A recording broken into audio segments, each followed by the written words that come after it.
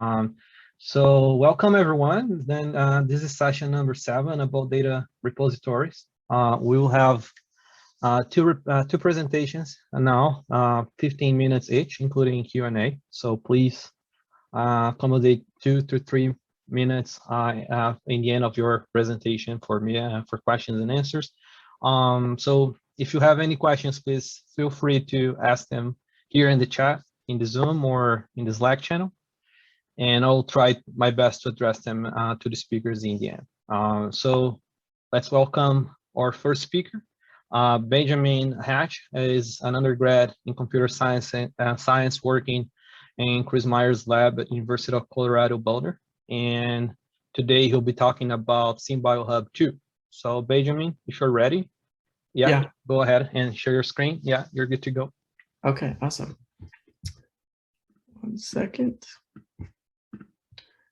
All right, everyone can hear me? Yes, all set. Okay. So hello everyone, my name is Ben Hatch. As previously introduced, I will be discussing SynBioHub 2, a new version of SynBioHub that features a completely redesigned front-end architecture. So in this presentation, I will first give a brief introduction of SynBioHub. Then I'm going to be discussing SynBioHub 2's design goals, followed by SynBioHub 2's architecture. I will demonstrate SynBioHub 2's user interface and design mockups for important features such as submitting, searching, and viewing genetic designs. Lastly, I will discuss future work planned for SynBioHub's development. So before I discuss SynBioHub 2's design and architecture, I think it's important to first describe what SynBioHub is and which organizations use it. SynBioHub is a web-based design repository for people designing biological constructs. It was built in partnership between Newcastle University and the University of Utah. Since its inception, it has been under active development. Version 1 was released on June 14th, 2017 as a FOSS project. After 4 years and 3,000 GitHub commits, SynBioHub is currently at version 1.6. SynBioHub is and has been utilized by many research institutes and colleges worldwide. Some utilize differing instances of SynBioHub, while others use SynBioHub's main instance. Institutions that use SynBioHub include, but are not limited to, the NSF Living Computing Project, DARPA Synergistic Discovery and Design, which is commonly referred to as SD2, the Synthetic Biology Knowledge System Group, or SBKS, the Imperial College Center for Doctoral Training on Biodesign Engineering, and Standard European Vector Architecture, or SEVA Hub. So as of today, SynBioHub's current architecture and development technologies have made adding new features and making significant changes difficult. Thus, we have commenced development of SynBioHub 2, which will feature a heavily redesigned new front end. This will allow SynBioHub 2 to achieve its design goals, which I'm about to list. So as we develop SynBioHub 2, we would like to incorporate more community discussion and involvement, which is one of the reasons I'm presenting today. Another major design goal and reason we decided to create SynBioHub 2 was to create a more intuitive front end for biologists. We want SynBioHub 2's front end, unlike the current SynBioHub's front end, to be more interactive. We want to borrow popular design decisions from other parts of repositories, such as UniPro, the Joint Bioenergy Institute, or JBICE, ProteinDB, and more. We also want to make the user experience more faster and more flexible. And we plan to preserve SynBioHub's existing API so that tools are still dependent on SynBioHub's original API will still be supported. Lastly, we want to add support for SBOL version 3. So before I show SynBioHub 2's architecture, it's worth briefly showing the original SynBioHub's architecture for a bit of context. The black line divides the server side, or backend, from the client side, or front end. I particularly want to focus on the front-end rendering pipeline, which utilizes JADE template files that are populated before they are sent to the user's browser. These templates are very static and don't allow for much user feedback. Notice that the front-end and back-end aren't actually separated. This makes adding new technologies and tools to the code base, in particular the front-end, quite a pain. So here's the proposed architecture for SynBioHub 2. SynBioHub 2 is focused on redesigning the front end. The key difference between SynBioHub 2's architecture and the original SynBioHub's architecture is that there is a complete separation between the front end and the back end, as you can see here. Communication between the front end and back end will be done solely through SynBioHub's public REST API. This standardizes communication between the two sides, meaning other apps can just as easily query SynBioHub programmatically. Additionally, this separation of concerns between the front end and back end mean that changes to the front end design can be done easily without affecting the back end of SymBioHub. This standardized API will also mean that we can keep the core of SymBioHub lean and implement more features through the use of plugins. This is also a great way for the community to contribute new features without having to directly touch SymBioHub's core code. The architecture and core technologies that the backend uses will be the same as SymBioHub's current backend, with the exception of perhaps a few additional endpoints being added. Plugins will continue to be used to integrate more features into SymBioHub, and SBOL Explorer will also continue to be used to improve searching. Because we are using SymBioHub's existing backend, the existing API will of course be supported, so SBOL 2 support will still exist for other tools that depend on this. Now I'm going to be showing some demonstrations of SymBioHub 2. SymBioHub 2 is still under active development. Much of it is already finished, but there are still a few bugs and some missing functionality. I will be showing the submit and search interfaces, which are almost complete, then a design mockup of the view page. So to demonstrate SymBioHub 2 and its improvements over the original SymBioHub submission process, I will first quickly demonstrate the current SymBioHub submit interface, followed by SymBioHub 2's submit interface. So here's the submit interface for the current SymBioHub. The submit interface gives users the option to create a new collection or submit to an existing collection. When submitting to an existing collection, users have to select it through a drop-down. One important thing to note is that it prevents users from submitting more than one design file at a time. If users wish to upload more than one design file, they must either upload each file individually or zip their design files. When submitting a zip file, the submission will fail if any of the design files cannot be processed, which you can imagine is quite a pain. So now I'm going to be showing SymBioHub 2's submit interface. There's a lot of minor improvements here. If we had enough time, I'd love to go through all of them, but for now, I will simply walk through the submission process. So SymBioHub 2's interface allows multiple files to be submitted at once. It allows users to drag and drop files to submit them. Users can search for the collection they want to submit to, or if you don't want to do that, you can actually create a new collection very easily right there. By utilizing React, the state of each file submission is dynamically displayed. Users can also continue to use other parts of the application while they're waiting for their submission to complete, as we see here. If any of the design files fail to upload, a specific error message is displayed that explains why the file failed, and users are given the option to upload that file as a collection attachment. So just like with the submit interface, I will first quickly show the current SymBioHub search interface, followed by SymBioHub 2's search interface. So here is the current SymBioHub search interface. It's fairly simple. Search results are displayed here in these boxes. You can search for a new query here, such as GFP. And then you can also select the search type right here. Note that there isn't much you can do with the search results besides go to their corresponding links. So now I'm going to be presenting SymBioHub 2's search interface. It makes a number of improvements to that of the original SymBioHub.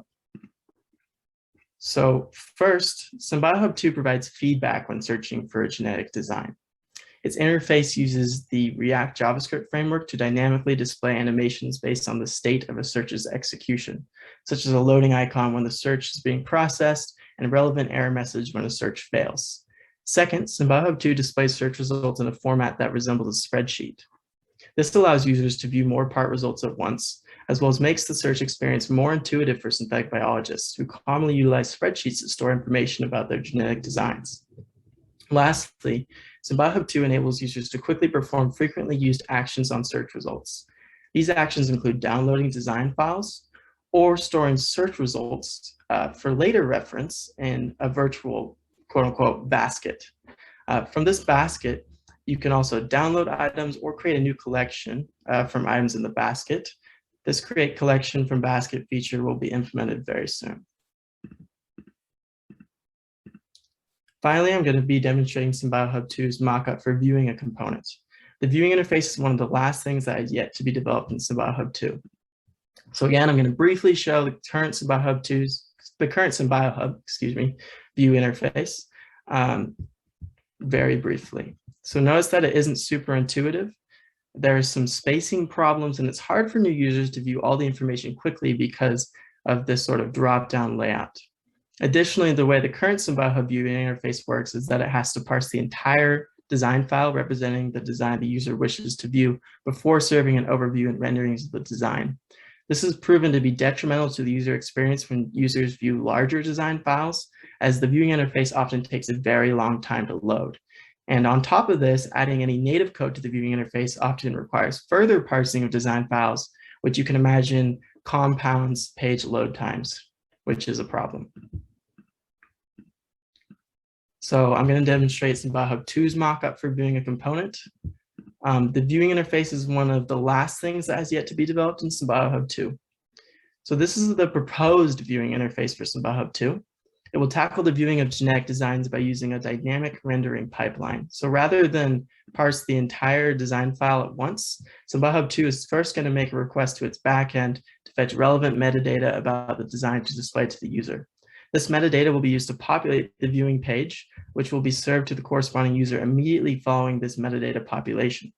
After the viewing page is served to the user, aspects of the viewing page that require further parsing of the page's corresponding design file will be asynchronously fetched and rendered. This asynchronous rendering pipeline will significantly reduce the time it takes for users to view genetic designs. Additionally, SymBioHub 2's viewing interface will give users control over which viewing elements are visible, as well as the order in which the elements are displayed through an interactive page overview pane. So you can imagine being able to uncheck these or drag them around in the order you want, and then save them for later when viewing other designs. It also will feature other general UI improvements, but I'm not going to go into further detail about those right now, since this design isn't finalized yet. So the improvements that we want to make to SymBioHub don't stop after the development for SymBioHub 2 is finished. As we saw, SymBioHub 2 focuses on redesigning the current SymBioHub's front end. Currently, we are in the beginning stages for developing a redesigned backend for SymBioHub. Once this backend's development is finished, we will release SymBioHub version 3. SymBioHub 3's design goals are depicted in the right-hand column of this table here. Since SymBioHub already meets so many of SymBioHub 2's already meets so many of SymBioHub 3's major design goals, as you can see, we concluded that releasing this SymBioHub 2 as a separate version before finishing all of SymBioHub 3's development was warranted. The release of SymBioHub 2 makes even more sense when you take into account how close SymBioHub 2's development is to completion versus the development of SymBioHub 3's new backend, as development on the backend had to be halted during the summer. That concludes my presentation of SymBioHub 2. Again, it's still in the process of being developed, but if you want to see what we have completed so far, you can visit the development server at this link here. You can also view the source code on GitHub. Thank you.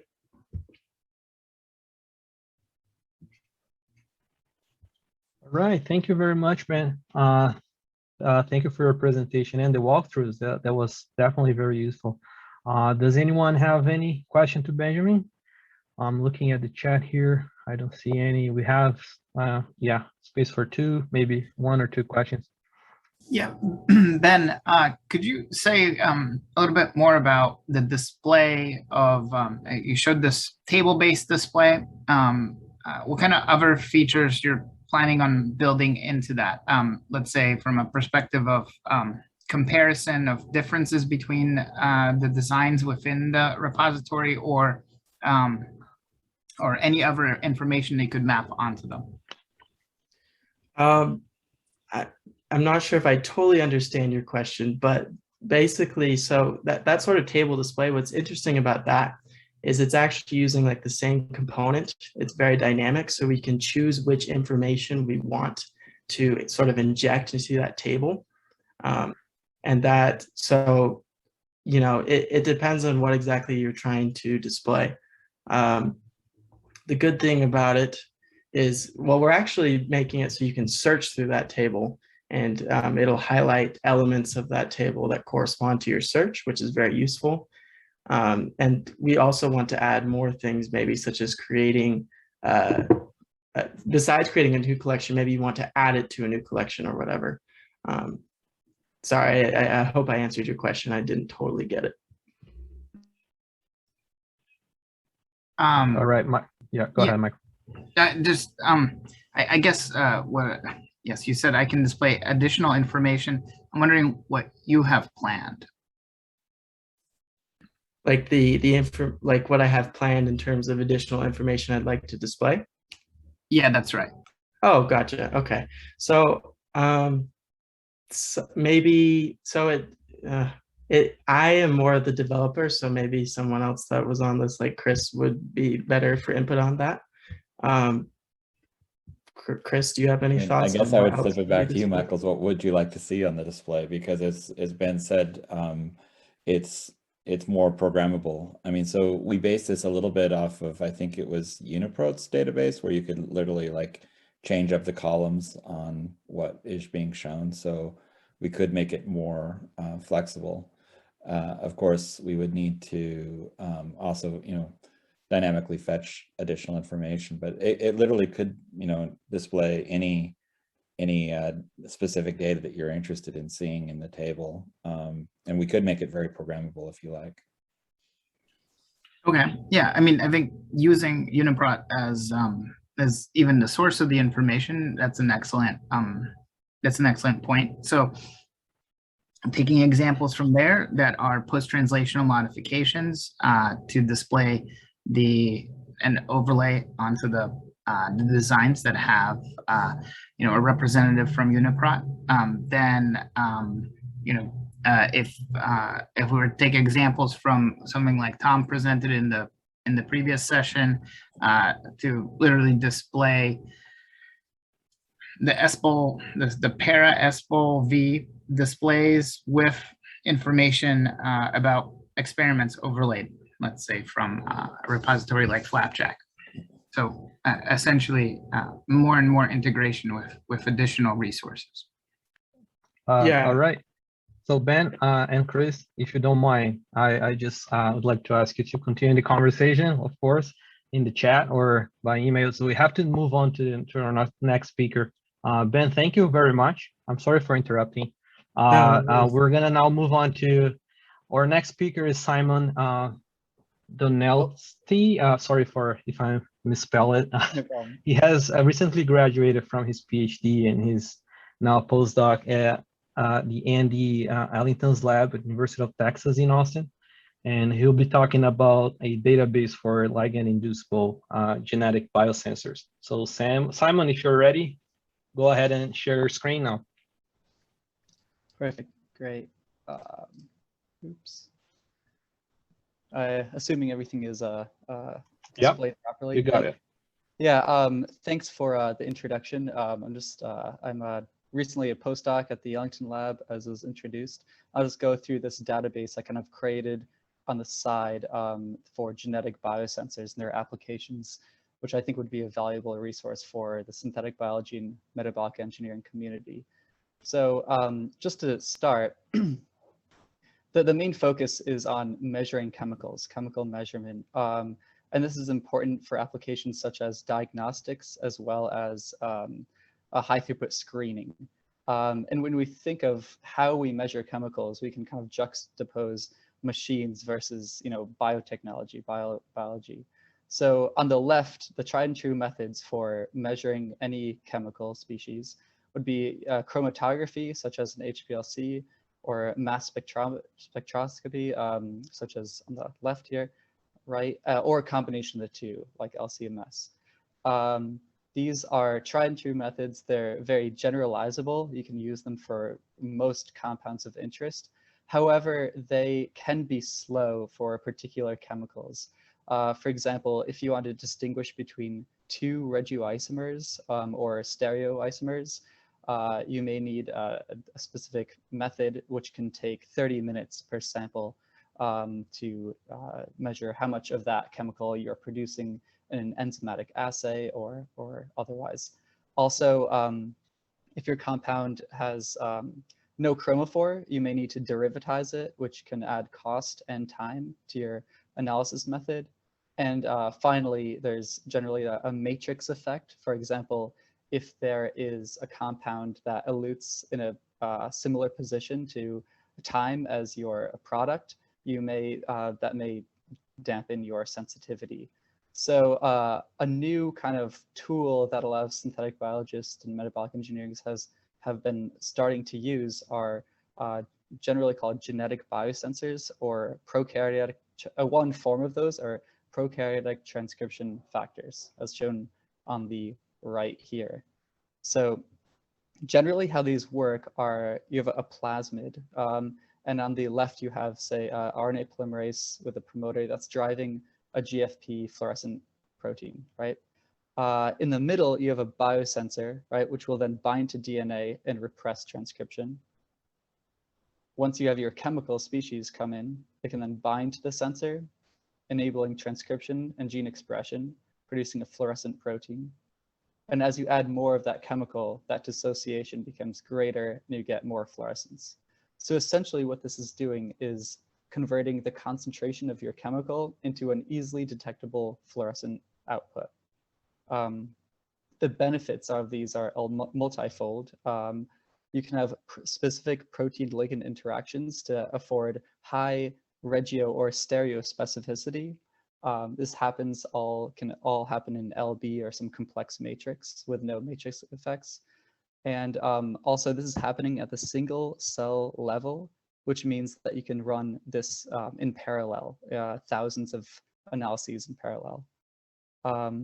So although this is fast, generally these are not generalizable, which means that for each chemical of interest to use this method, you need a specific biosensor that's tailored for that chemical. And so there's work to curate a database or a central repository to document these sensors such that you can use these genetic tools for high throughput screening, which is important. It's a $14.1 billion industry used for enzymatic screening in the pharmaceutical industry and elsewhere. So with this motivation, I created, with the help of a friend, Danny Diaz, the Genetic Biosensor Database, which is a central resource repository for prokaryotic transcription factors, or genetic biosensors. Just briefly going over the architecture, we just have a simple HTML web page with Bootstrap for display styling. I use React with the front end as well as Flask in the back end to talk to a SQLite database. Very simple, but this affords a more responsive single page web application. It's accessible at this URL, gbiosensors.com. And as I mentioned, Danny Diaz, a friend in the chemistry department at UT Austin, has helped me deploy this. So now I'll just go through a demo of the site. So here, it's just gbiosensors.com here. It's very simple. You just hit browse. Here are the different families of prokaryotic ligand-inducible regulators. TET-R, LYSAR, RSE are very common. You have some others. Once you click on a family, it'll come up with a list of different regulators, as well as metadata for them. Say, for example, we look at TTGR here. TTGR, that will then load the regulator alias, the ligand information, the structure, which you can toggle through if there are multiple ligands, as well as metadata with external links, say to KEGG or Uniprot. Further down, we can see the operator sequence. So this is just the sequence of DNA that the regulator would bind to. This is all manually curated, which is used as kind of a security to make sure that if someone does build a genetic circuit using this information, that it would be robust and make sure that it would work. So this is derived from DNA's footprinting data from an external publication. Finally, I built this tool using JavaScript and CSS to display the genome context. And color-coded are the classes of proteins here. So in green is your target regulator. And you can see based on the orientation of the gene that it likely regulates these two genes, which are transporters. So this could be useful for inferring a function of alternative ligands that it could bind to, whether it's a generalist or a specialist.